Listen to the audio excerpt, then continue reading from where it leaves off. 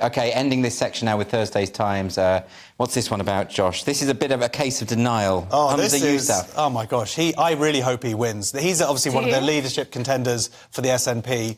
No, because he will just drive them into the ground. He is not the brightest spot. This is the headline. Gender bill row, boosted support for SNP suggests... He's in a fantasy Now, world. this is when the SNP has lost 30,000 members over the last year. A good chunk of them, I imagine, women, who are very upset with them putting through this bill. The public in Scotland and the rest of the UK also are against this bill. Yes. This whole idea of self-IDing and stuff. That Sturgeon was putting through this bill, 2/3 of the electorate in Scotland were against it. It's the idea. crazy. Humza Yousaf saying, yeah, this boosted support is the opposite of the truth. That is Orwellian behaviour. Well, this is... What he's saying is, so what you're saying is they've lost more than 30,000 because he's talking about churn, isn't he? If he's saying that actually people like this, we know they've lost 30,000. Yeah. So maybe they've lost more than that. If he's no implying doubt that they've gained some people from it, which I doubt. But Humza Yousaf, I mean, he would be the worst thing to happen to the SNP if he became leader. Yeah. He's actually vowing to build up the progressive agenda.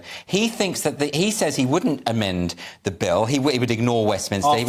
After all of this, he still doesn't get it. And this is also the man who put through that draconian hate speech legislation which said we can prosecute you for stuff you say in your own home. The man is a lunatic. He has now been recommended to be charged with. Of course, yeah. Because you can submit complaints on other people's behalf. Yes. Because he misgendered Isla Bryson. So a complaint has been put in against him, which he said, of course, would never happen when he was pushing that bill through. But of course it will. He set up these parameters. He said it's all about the perception of the victim, and that's now, there's now a victim who's complaining. But this is the classic case of people being caught in a bubble, and he's talking about the support he's got, particularly amongst our younger members who've told me as such. This is just like Corbyn going to a few cranky Jewish people and then going, oh, they think it's OK, so everything's OK. You hear what you want to hear.